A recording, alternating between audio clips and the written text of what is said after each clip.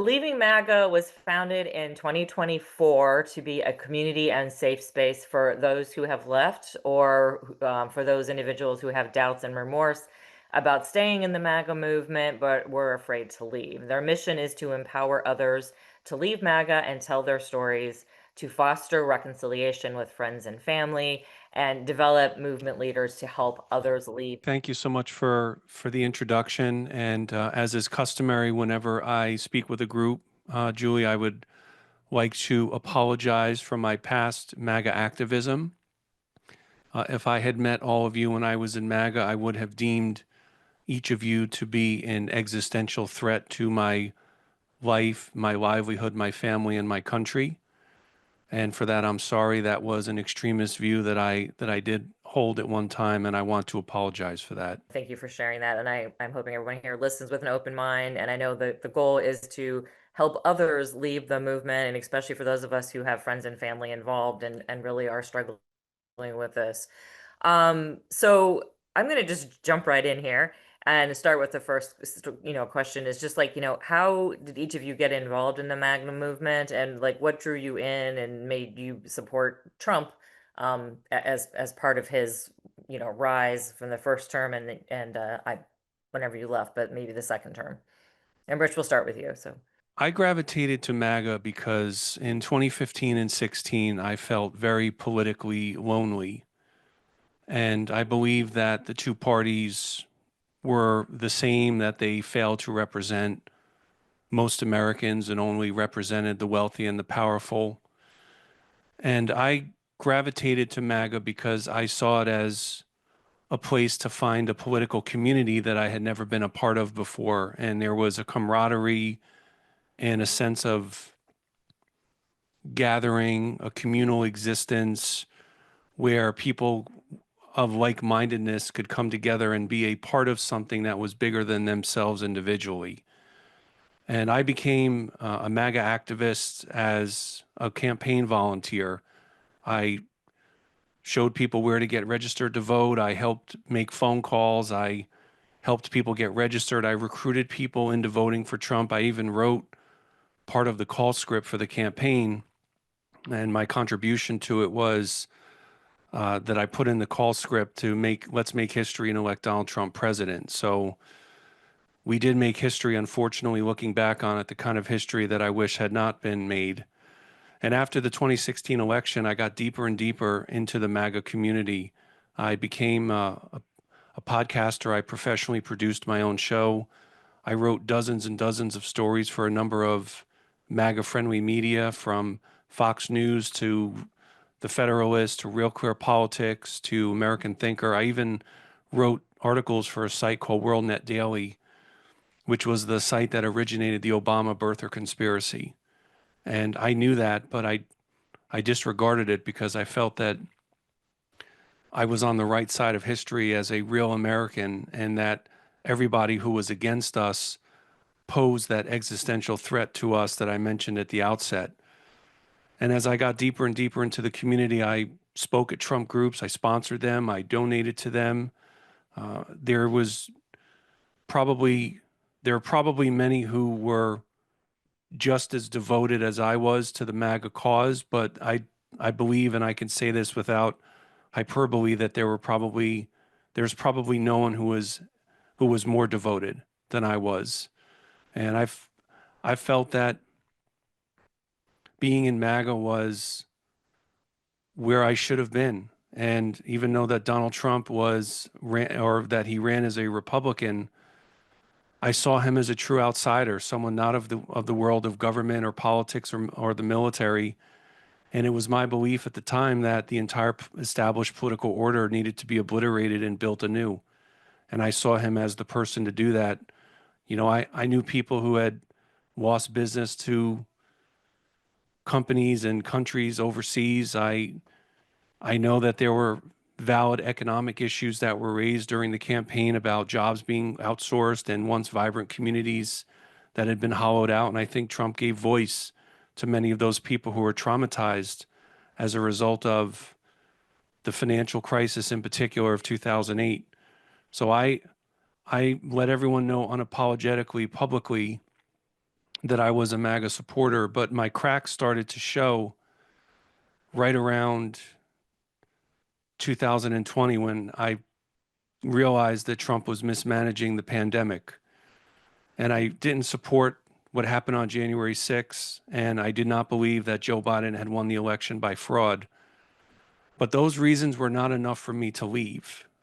There were a couple of accelerants that prompted my exit from MAGA, and I like to paraphrase Hemingway and say that my leaving MAGA epiphany happened gradually and then suddenly all at once. The first accelerant for me was in the summer of 2021, and it was not from Trump. It was from my governor, Ron DeSantis, who at the time platformed anti-vaxxers at his press conferences. And that shocked me. That surprised me. I didn't understand why it was that he did that. And after that moment, I did something that sounds very simple, but was profoundly life-changing and altering for me, which was I diversified my news and information sources. And I slowly came to realize that so much of what it was that I believed was based on falsehoods and lies. You know, the Democrats weren't coming for our guns, the progressives were not indoctrinating children into transgender Marxism in the public schools. Liberals weren't trying to replace white people with brown people and foreigners. But those are beliefs that I sincerely held. And as my aperture went from sealed shut to gradually getting wider and wider, I came to better understand after a lot of nights in solitude with just my thoughts and I that I had allowed myself to create a public identity that was based on lies. And the final accelerant for me was May 24th, 2022, which was the day of the Uvalde, Texas school shooting. And I, as a firearm owner, and I still am, I knew exactly how Trump and MAGA were going to respond to that tragedy, and they did exactly as I expected. And it was quietly there. It was subsequently after Uvalde, shortly thereafter, that I left. But there was something that was really gnawing at me that I needed to go public because I had always been so public in my fealty to the MAGA movement that I felt I needed to be public in my renunciation of the movement. And it was on August 30th, 2022, which I call my leaving MAGAversary, and we just celebrated one recently. I wrote a mea culpa, and in that mea culpa, I said that I was sorry for my support, that I wanted to apologize to anyone I may have hurt with my words, deeds, and rhetoric, and that I was sorry. And when I published it, the God's honest truth was I didn't think that anybody would actually care. But it turned out that people did care, and I instantaneously started receiving messages from friends and family of those in MAGA asking me very desperately if I could speak to their loved ones and their close ones because they felt that their relationships were lost and hopeless because of all of the people they knew and cared about who became enthralled in MAGA, and they felt that they were unreachable.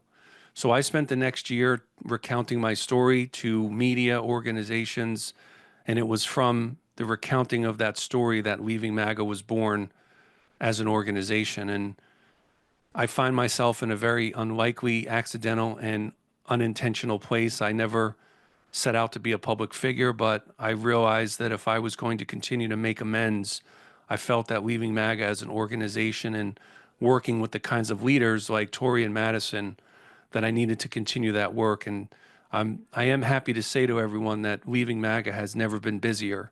And I think that that's good news because I think that it's showing that there are cracks forming within the MAGA base, but we need them to know that they have a place to go with us as a community and as a destination and an exit ramp.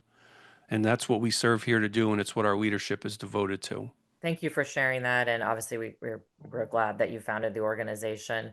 Madison, I'm just going to jump to you. If you could give us too, what was it that drew you into the MAGA movement? And if you want to share too, like what was it that made you leave, since Rich kind of has gone into the first two questions here. So Thank you again for having me. It's everybody's story is so unique and so different. I always like to remind people, and I always like to point out the fact people in MAGA are not uneducated. Statistically, it's just not true. Overwhelmingly, it's not true. And I always approach this conversation as we're dealing with more of an unhealed population and a harmed population than we are dealing with an uneducatedness. Now, that does not absolve anybody or myself or the other two people on the screen with me of any wrongdoings that we've had. That does not absolve anybody of any accountability that they have to face up for. Um, but I was born into it. My parents were highly educated. They met at a university. And it always kind of blew my mind when people wanted to throw around, these people, the uneducated thing has always bothered me because it's not true. But my father was somebody who did not take care of himself mentally very well. He was somebody who it was a lot of Rush Limbaugh. It was a lot of that hour drive home from the university to a lot of Rush Limbaugh, a lot of early Alex Jones, a lot of free reign of early YouTube. So nothing was filtered. Information could come through at any time, and my dad really took it there, to the point where we lived pretty much became a fortified area, and it was all out of fear. It was all out of not understanding the world around him or not wanting to understand the world around him. um, my mother did a good job of protecting me from a lot of it when I was younger. But it was always very confusing to me because my dad would say these very harmful and uneducated things about the majority of people who did not look like us or anybody who practiced another religion. Um, because he was very successful in his career. He was very successful at anything that he did. So why would I not believe this person? I also grew up in rural Ohio, like very, very rural Ohio. Um, and I went to a school to this day that is still called the Wapakoneta Redskins. They have been asked multiple times to have this name removed by chiefs in the area. And to this day, they say it's the protecting tradition, the protecting, this thing. When the majority of the population of this town that had this mascot still is an overwhelmingly white population. It wasn't just how I was raised at home; it was how my entire community acted. It was how my entire community moved.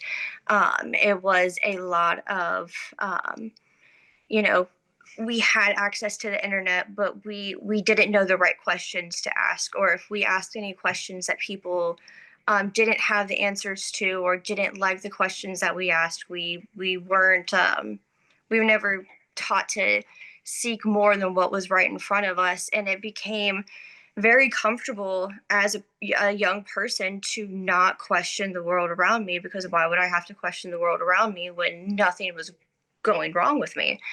And it was very privileged, and it was very textbook, American education system. I don't have to question something. I don't have to question anybody else's identity or experiences, because this is what a textbook says. This is what my highly educated parents say. So why do I have to ask any more questions? At that time too, when I was graduating high school, I was going through severe mental illness. I was dealing with a lot of drug use and alcohol use. I had moved down to North Carolina with my mother, and my life progressed very downhill from that. But it kind of goes all the way back to the unhealed thing.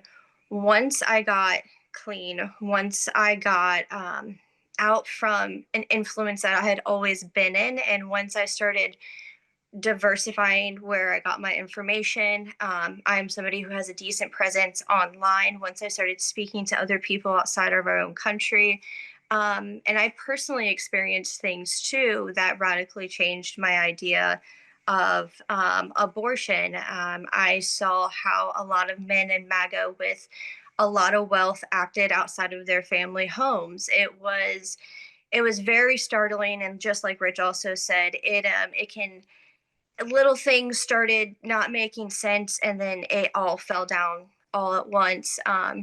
January 7th of 2021 was my breaking point. Unfortunately, as somebody who was actively relearning things, I was horrified by the fact that the blatant disregard for the Constitution, one of the easiest things, one of the first things that you're taught in school, and what, being a patriot loving American, you're supposed to do is know the Constitution. These people had no respect for it. And there are so many other things that could have or should have, on a human level, broken that for me, but it didn't. It took this blatant act of defacing the Capitol, like that was my breaking point. Um, Thank you. and yeah. Oh, we'll say, well, thank you for sharing your story as well. I'm going to make sure we have time for Tori because we do have a lot of questions we want to get through. So Tori, tell us a little bit about your story and what drew you to MAGA, and then what was the point that pushed you away? Yeah, so first and foremost, if I'm looking everywhere, my screen is like horrifically large, so I'm reading chat at the same time. I'm not like just being shifty. Um, and I'm also always smiley, but I don't want that to detract from the seriousness of the conversation we're having. This is just my personality. And I will hit some pretty serious stuff as we go. But to get into why I joined MAGA, so I was about 19. I was a little baby adult, and I grew up really, really poor. And I was really resentful because I felt like I lost a lot of my teenage years to poverty. A lot of my friends' parents that took me in, they were very conservative. So they would step in where my parents would lack, and I admired them and I wanted to fit in with them. So it was like this slow boil, frog in a pot, right? Like I was deeply liberal before I met them.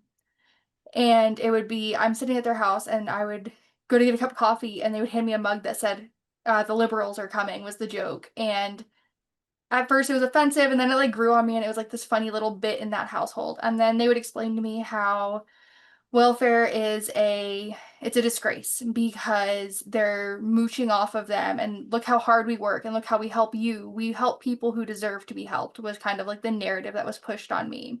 And welfare people are not deserving. And my family was on welfare. So it led to this like a lot of self-hate for myself and my world and my life. Um so, as a kid who really wanted to be accepted, I absorbed a lot of those beliefs. And I think that looking back, I really wanted belonging more than I cared about politics, and I found a sense of belonging with them. In terms of doubt, so there were definitely cracks early on. Like I said, I was a raging liberal prior to meeting these people that kind of frog in a potted me. And I don't blame them at all. I absolutely take accountability for the choices I made and the information I never seeked out. So I don't want it to come across as me blaming them. But I was always really empathetic, and I always struggled with how little empathy MAGA showed. Like the comment he made about the reporter, that hit me in such a horrible place because I have autism. But I could overlook it because it gave me a sense of belonging with people I admired. My turning point kind of came by accident. I met my husband. We met online, and my husband is a black man, which is like an integral part of this story. So he takes a chance on this woman who has a Trump flag in the back of her Tinder profile. And he's like, "Hey, look, I really like you. Could you read White Fragility if you want to go out again?" And I was like, "Sure, I like you too. I'll read White Fragility." So I did, and then it kind of started to show me cracks of my worldview because this was at the time that Black Lives Matter was like hot and poppin'. And I started to question things, but I wasn't quite ready to like denounce anything yet. So I was very quietly considering and contemplating. Then the real turning point for me kind of came by accident. We were in the car on our way to Montgomery, Alabama, which has Montgomery, Alabama, and Detroit, Michigan are my homes away from home. And we were in the car. I was in college, and they made me watch a PBS documentary about January 6th. Now, mind you, this was in 2022. I had never heard of the insurrection prior to watching that documentary in college. So I'm sitting in the car with my husband, and I'm like, wait, did they really do that to the Capitol? And he was like, where have you been? And it goes back to those echo chambers. So I didn't know it happened. And I remember like thinking, if I didn't know this, what else don't I know? And we went to the Equal Justice Initiative over in Montgomery, and it really walks you through slavery and how that leads into mass incarceration in America currently. And I remember just like sitting in this room. It's the very last room there, and there are phone booths, and you can like talk to virtual prisoners, but it's like pre-recorded videos, and it brings it all together perfectly. And I remember sitting there and I was like, I'm not going to cry because that's not appropriate, right? Like, and I try really hard to be sensitive about white woman tears, and that might be a little controversial, sorry. But I try to be cognizant of that in those spaces. So I kind of held my feelings in until the end. We got in the car and I looked at my husband and I was like, I don't understand how you could love me. And that was a real moment for me, as this man showed me so much compassion for my ignorance and for my hate. And he loved me into healing, basically. And I'm ranting now. I love that man. But for me, it was a combination of not having any real racial knowledge of what happened in the past and then learning what happened to our capital. Like, I love America. I served in the army. My husband served in the army. And that was really it for me. Well, thank you also for sharing. I thank you all for your stories and vulnerability here. Really do appreciate that. I'm going to ask one more question, and then I do want to kind of get into, because I know a lot of people who are in the audience are curious about like how to approach this with their own family and friends. What for all of you was the hardest part of leaving, and how do you view MAGA, the MAGA movement, now that you are, have stepped outside of it? And Rich, I'll go back to you. We'll go in a circle here. There were a few key reasons for why it was so hard to walk away. The first is the first part was the community. I had developed a second family in MAGA. And as much as I'm embarrassed to admit this, my second family oftentimes took precedence over my own blood family. And I knew that leaving meant that I was going to be walking away from a lot of relationships that I had spent years cultivating, and with with whom I became close. The other reason that made it so hard to leave was it wasn't just that I had believed one or two lies. I had believed years and years of lies that had accumulated. And because MAGA was my being and my personhood and my identity, I needed to have I came to a point of having a personal reckoning where I could no longer live the lie anymore. And that's the way that I look at MAGA right now. Is there is unfortunately an extremist part of MAGA. And for me, one of the most extremist parts was how much I dehumanized everyone. If there was anyone who was not with us, we considered that person 100% against us. So if you were 99.99% with us, you were 0% with us. And it didn't matter whether you were a Democrat or a liberal or a progressive or a Republican who had voted for Republicans since Eisenhower, or you were a conservative. If you were not with us in MAGA, you were opposed to us. And that to me was where I was most extreme in my MAGA activism, was just how much I vilified people, so much so to the point that I lost contact with some of my longtime friends because I knew that they were blue voters. But after I left, I went back to all of those close friends of mine I had lost contact with, and I asked them if they would accept my apologies, and they all did. And one person in particular even said to me, "Rich, I always knew that you'd come back."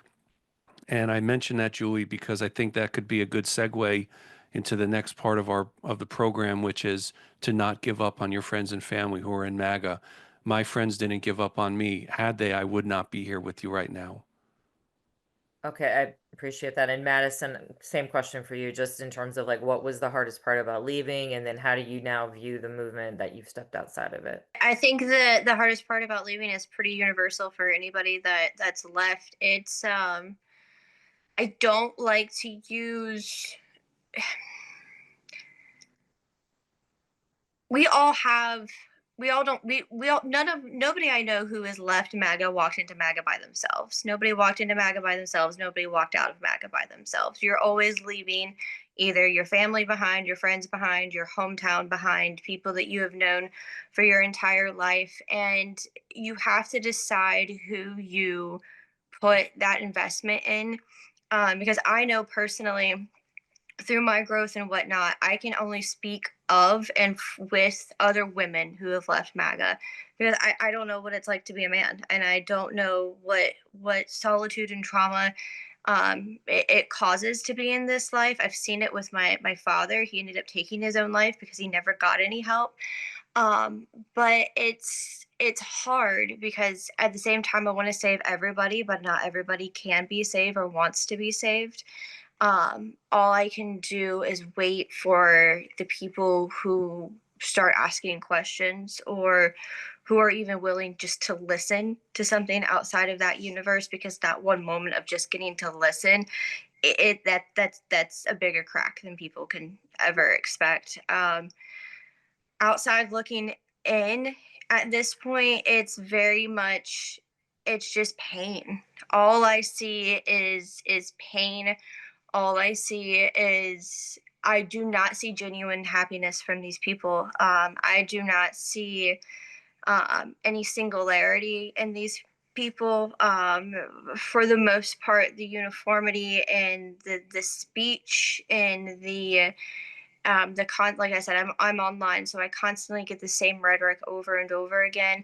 I just see pain. I just see just it's just there. It's just these parrots repeating the same thing that they're told to talk to say, and it's I just, and I know it's very hard for a lot of people on the left who've never experienced it or may have never had family or close friends who've been in this life, but if we're expecting to continue and uphold humanity, unfortunately, we're also going to have to be the people there when this mass exodus does happen. We have to find the humanity in ourselves to help these people and still hold them accountable for the atrocities that they have upheld. So the hardest part for me was like leaving my community. I've always been really loud. Like I'm still loud. I'm a Democratic Party precinct chair.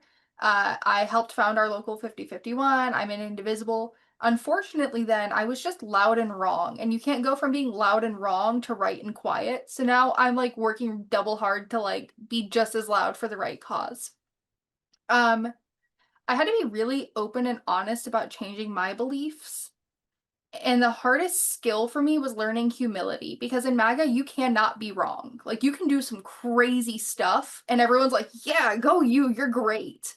Not in these circles, though. Y'all hold people accountable. So I had to learn humility and how to apologize and mean it and like leave my ego at the door. I have a lot of empathy for the MAGA movement now. And I think there's a very important distinction there. I have empathy for the MAGA movement because I was one of them. I don't think anybody outside of MAGA owes MAGA empathy. I think as a former MAGA member, it is our jobs to help get other people out and show them that humility so you guys can heal, if that makes sense. Oh, I also feel envy, right? Like you live in these bubbles and you live in this false reality, and your hero and savior is Donald Trump, and you lose that. And you have to realize the world kind of is really scary and crappy and no one's coming to save you. So there's like empathy and a little bit of envy. well, thank you for sharing. And yeah, humility is a hard thing for lots of people to learn. So I really appreciate you uplifting that. Um, I'm going to ask this, and then we're going to talk a little bit about like other for our people on the call. What have you learned about what actually helps someone to start questioning extremism or authoritarianism? Um, if that makes sense, like what is it that can push people in that direction, or the people that you've talked to as part of leaving MAGA? What were the things that kind of pushed them to begin questioning the movement itself? You know, one of the, we have a don'ts and do's that people can get at our website at leavingmaga.org. We call it the Reaching Out Guide. And in that guide, we have don'ts and do's. And one of the do's that we have is friends and family are our allies in all of this. And if a friend or a relative approaches someone in MAGA and makes a sincere effort to try to understand why that person in MAGA believes what they believe, it can lower the bulwarks and the defenses and get people having a conversation about their own sincerely held beliefs, which also can lead to the person who's in MAGA and the person not in MAGA discovering that they actually might have some agreement on some issues. And also doing that, it opens up the opportunity to figure out where that person in MAGA is getting their information from. I'm not going to say that people in MAGA are the only information siloed group in the country, but I am confident in saying that there is no group more info siloed than is MAGA. Any information that even remotely refuted the pervasively held mythologies of the community was shunned and kept out. So if there's, and I know for many people when they hear that approach of, well, why do I need to ask the person in MAGA why they believe what they believe? I understand that response and how that can be frustrating and it's a big ask of friends and family, but we need to get to the sources of where their mis and disinformation comes from. And one strategy that we have is what I call information bartering, which is that the person in MAGA and the person not in MAGA each reads a story that each other shares. And if there's agreement on doing that, then it's a way to come back with a different perspective to the MAGA person, and over time can potentially get them to start doubting and questioning their beliefs. There's a lady named Stefania who's one of our leaders. She enacted the don'ts and do's with her brother over the course of many, many months, and her brother was a 2024 MAGA voter, and he just recently left MAGA. So these stratagems, they can work, and we've seen them have success in real world applications. But going to a person and trying to figure out really why it is, why they believe what they do, it's going to give us glimpses and insights into a person's thinking and where they're getting their information from. I think it's important to say, like, everybody's looking for the answer. Like, what can I give them that makes them question it? The problem is the line in the sand is personal. We all have our own line in the sand. So it doesn't work like, hey, you said that you love God and God wouldn't do this. Like that's going to make them very defensive. What happens is they question things on their own, and I can guarantee you everyone's questioning something privately if they're not making money from him right now. Then they're going to slowly say things like, that was a little weird. Like, that's a personal example from my life. I have a very good friend who said, Trump's doing some really weird stuff lately. And I wanted to be like, thank you. Yeah, I've been telling you that. I don't know why you voted for him this year, but I couldn't do that, right? Because it makes them defensive. So I said, yeah, what specifically do you find weird right now? And I allowed him the space to talk about what he was concerned about. And at no point did I point fingers or blame him or go, well, duh. Even though I warned him about all of this stuff prior, I had to leave the floor open for him to feel comfortable. I kind of like joke that it's like a feral cat. You have to let them come to you, let them feel safe, and then you can start having those harder conversations, but they have to be the one to open that door and find that line in the sand on their own. Thank you. And Madison, if you want to add to that, but I'll ask this question because it's kind of part of what we're already talking about. But I know that a lot of people who are watching here tonight, either have family members that they care about or friends who are part of the MAGA movement still. So what advice do you have for them in terms of what helps and what doesn't? And you've kind of already touched on that. But I know that's probably the overarching question is, what do I do? How do I approach that? And I love the confrontational thing. Absolutely correct. Nobody wants to be told they're wrong or they're an idiot. Like that's never going to work with anybody. But any advice that you have in terms of how to approach those people you care about that you're trying to move out of the movement? You have to remember that we're still dealing with human beings, even though a lot of us feel betrayed by everything that they voted for. We've talked plenty about the vacuums that a lot of these people stay in, the information vacuums, and it's very much it's a strategy by the Trump, program itself. But we're still dealing with people who are hurt, people who are misled, people who already, by the time the holidays come around, are going to be asking more questions than they know how to ask. And I kind of want to go back to what I said at the very, very beginning. I never knew what questions to ask, what questions were safe to ask. So if you have somebody in your life who believes that, or you believe could start questioning these kinds of things, you allow them to lead the conversation, and you have to be secure enough in yourself. My suggestion is please don't do it around alcohol, because that's not going to fare well for anybody. I know that can be very hard for the holidays, or before a lot of the alcohol starts, but you have to allow these people. I treat it almost like a 12-step a situation. You know, you want these people to feel safe in what they're saying to you, and you also have to be a strong enough person to listen to what they're saying, because they're not going to be politically correct. They are going to say things completely out of pocket. They are not going to quote unquote be respectful the way you want them to be at this moment. But you, if you're going to put yourself out there to have that conversation, then you have to realize you are still dealing with a very wounded person with even more complexities than just MAGA.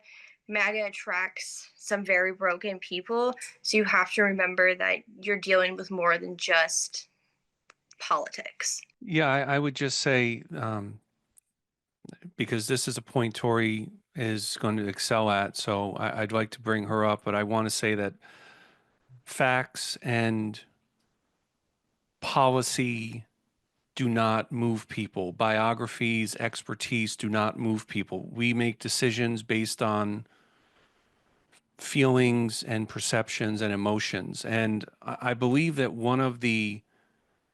something that manifests itself in support of MAGA is a lot of MAGA rhetoric, I believe, are individuals calling out for help. I believe that they're cries for help, because if we hear so much of what everyone said tonight, one of the leitmotifs across all of our talks is that lots of people in MAGA have endured trauma in some way, whether it's been personal, whether it's been economic. It's happened to them, and MAGA became an outlet for them to process that trauma, and it's why there is that groupthink that does exist within MAGA. So if anyone approaches their close ones during this holiday season, letting the other person talk is going to enable you to find an opening and find an opportunity to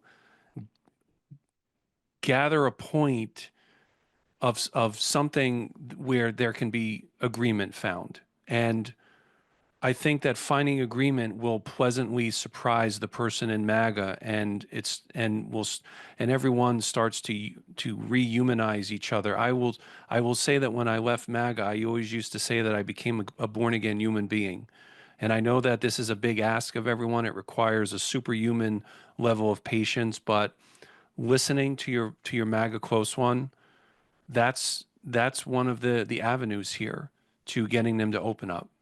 The question I'm getting is, right, if I'm going to the holidays and I want to start trouble, I'm going to deprogram somebody. My method would be, I'm going to throw out all kinds of headlines. I'm like, did you see that they're destroying the East Wing? How do you feel about that? And I'm like, I don't really have an opinion. I'm just curious how you feel about it, even though I have a lot of opinions. And if they don't take the bait, I'm going to try again with something else that pops up, because it's a constant news cycle. And eventually they're going to say something that they're like, I don't really like that. And then you, like, again, feral cat, you're like, really? Why don't you like that? Like, I'm just curious. I really want to hear your opinions. I know you know a lot about politics. Like, you cannot battering ram somebody out of MAGA. You can battering ram them in. I'm proof.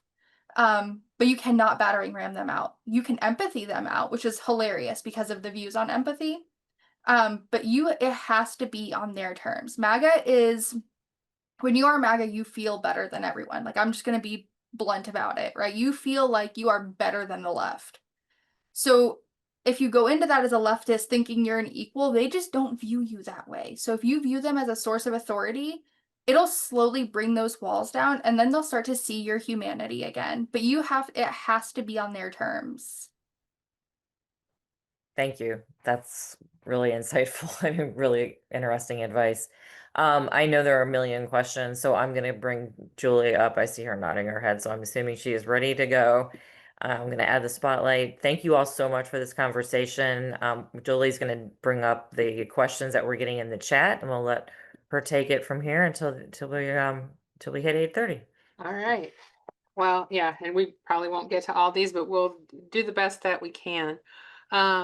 Someone asked if there was anything that people could post on their social media that would help change people's minds. And Madison is shaking her head no. So I'm going to think that you all agree with that.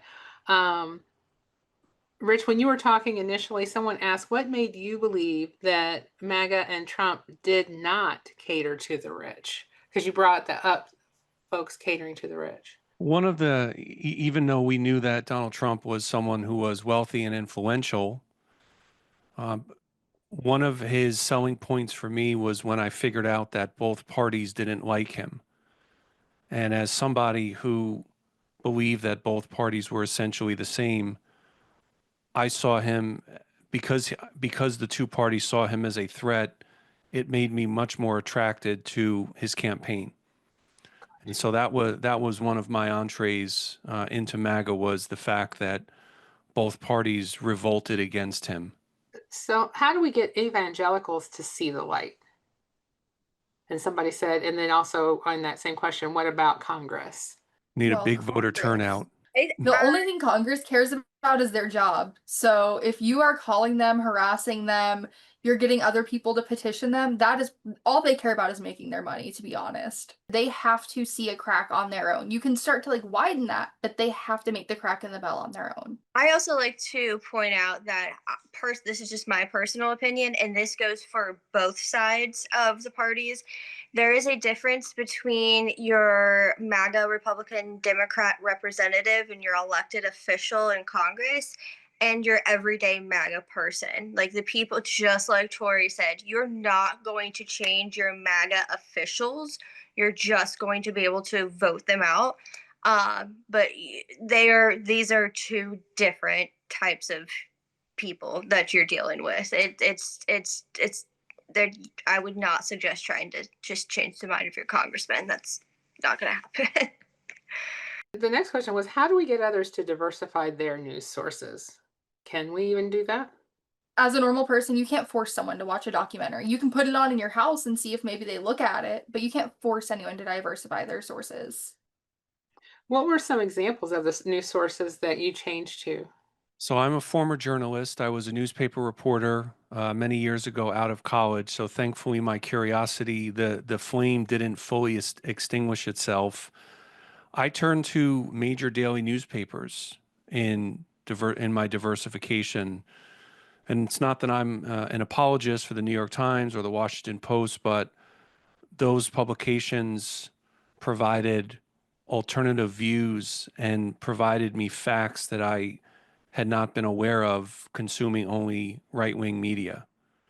And so doing that, expanding those news and information sources, helped me liberatingly but painfully realize how much of what I had believed was false. But they got to a point where I could no longer live those falsehoods, and it was one of the reasons that I finally had to leave. So I think you touched on this a little bit, Rich, when you were talking, but how many folks do you think you've been able to help bring out of MAGA? So we've, thankfully, we've got nearly 24 leaders who had left and have found a place with us.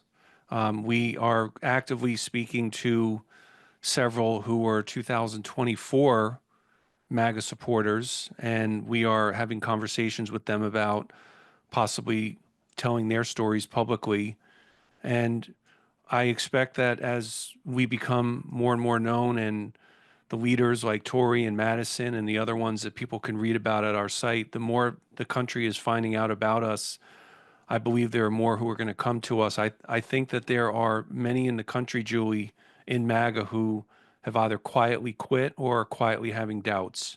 Mhm. And they're going to need a place to go, and we'd like to build a place for them to come to. What kind of cracks should we look for in someone? You guys have mentioned that a couple of different times. Anything that doesn't go with the common rhetoric. If they say anything that even strays a tiny bit, that is your in. But you have, like, again, you have to be really careful because you do it wrong and they're going to shut down. But anything where they're like, this doesn't quite sound right, that's it. That's your in. It's just, I'm trying to go through and think, you really, if there is one person in your life that you have suspicions of, because they will start to say things differently. They will start to, there's just a stark difference. I would always suggest that one person that you know well. Um, it's, you have to know them a little bit better than they know themselves because they're very much lost in who they are. So it's, you know those people in your immediate circle that are already questioning things without having to say them. And it's just, if you're going to be that person to put yourself out there, you have to be patient, and you have to, that old person that used to be here, 10, 15 years ago, before all this craziness really started, you'll start to see that. Sit with that. It's I can't even really explain it. Every person's very different, every person's very unique, but if you have somebody in your life that you think is questioning but not saying anything, you know what to look for. Several people, and I mean lots of people, have asked the same question, which is MAGA a cult or something else? I think it's personal for all of us. I personally know people who are leaving MAGA who don't think it's a cult, and I know people who do feel it is. For me, I feel like it meets all of the criteria. But again, it's really personal. I think it's a personal opinion. I can understand why someone who's never been in MAGA would say that, and I do agree that there are some cult-like aspects to it. The reason that we as an organization try to caution against referring to MAGA as a cult is because we don't want to give someone a reason to double down in their support. We want to extract people out of MAGA, especially the ones who are having doubts. We do every Thursday we do a support group for friends and family, and we have an internal joke we use. We call it MAGA Anon. And one of the points in these support groups is to let go of the idea that we can control how another person thinks. But what we can control is an ability to try to persuade once the cracks start to show, because the change can only come from the individual. And I feel that referring to someone in MAGA as a cultist, it pushes them away when we want to attract them to what it is that we're doing. Rich, do you fear for your safety? Thankfully, I have not had any that I know of. I have not had any threats against myself or the organization. A lot of mean comments. One that's common is that we're a paid operative, which for everyone watching this, if you have any idea where any of this money is that we've supposedly earned, we accept all major forms of payment. And if we get cash, I promise we'll declare it on the IRS form. But other than some mean-spirited comments, which are to be expected, no threats. I do think about it from time to time, given our climate, but it doesn't deter us. Could I speak Um, on that real quick? I am, Mhm. like I said, I'm somebody who's been online, and I have received, we have plenty of active hate groups here in southeastern North Carolina, and I will say it should probably scare me a little bit more than it does. I have been called some very interesting things by people still actively in MAGA, and I think when the right people like Rich, Tori, and I do the work to get out of it, even when threats do come, it reinforces this idea that there's this fear that they have and they don't want to expose, and it should scare me, but it almost pushes me a little bit harder because when people do get that close, like I've physically had people to my house, that means something's happening and some type of movement is happening. So I don't advise everybody to do it, but it does happen. It is scary, but it does not stop the right people from speaking out. Why do MAGA folks always attack or accuse you of things before they make a point? It's fear. It's the lack of the unknown. It's the you have to remember it's kind of like a these people are in an information vacuum, so when they do have information provided to them, it can make you flip. It can make you, if you're, the thing is, and I'm not saying people in MAGA are insane. I'm saying you do not confront an insane person with their own delusions. So when you confront somebody with pain and horror that they are inflicting or they support inflicting, it gets very interesting very fast. One piece of advice that each of you would want to give to the folks who are watching here, just like a parting nugget of something. It's going to hurt every single bone and muscle and everything in your body, but the more empathy you show, the further you will get. With that said, though, please protect your own peace. If somebody is actively causing you harm or being hurtful, you do not have to give them empathy. They can get that elsewhere. But if you have somebody you want to show empathy to, that is how you get the furthest. You just have to be patient, and like Tori just said, like we've all been saying, if you are going to be that person for somebody in your life that you have suspicions for, you have to put aside for right now the pain that they have perpetuated and they have voted for. And if you truly want this person to be out of this world, you have to apply those stipulations later. We just have to get like the humans back at this point. I would encourage everyone who have friends, relatives, close ones in MAGA to not give up on them. And sometimes as despairing and dark and hopeless as it can feel, if we look at all of Leaving MAGA's nearly 24 leaders, especially Tori and Madison, we are all living proof that it's possible to change. And I believe that anyone who genuinely changes and sincerely seeks penitence, I believe that they are deserving of our grace. The only requirement that Leaving MAGA has as an organization is that anyone who was MAGA must take responsibility for their past. That's a non-negotiable mandate, but we do not have any ideological purity test. And if I could, Julie, just give a quick plug for anyone who wants to read our testimonials, everything is open at our site. I would really encourage everyone to subscribe to our newsletter. We've got our support groups starting back up on Thursday, and we've got our friends and family guide at our website, and we have an ebook which is being professionally re-edited that's going to be available soon with the Writers Integrity Network. So there is so much material at our website. I would really recommend everyone take some time, read the testimonials and the stories. They are inspiring and they are aspirational, and people are going to find hope in them. I want to thank you, and I'm going to kick it back over to Julie. And I just wanted to say thank you. I'm sure you all can see the chat, and there's so much love in the chat for everything you said. Tori, I think I saw you heart. There was a Tori Todd 2028. So we appreciate this. You guys have shared amazing information, and it does give me hope that people can change from everything that you all have shared. So thank you for all you are doing to make the world a better place and for speaking to us tonight. And I hope we see everybody here soon. Thank you all for joining us.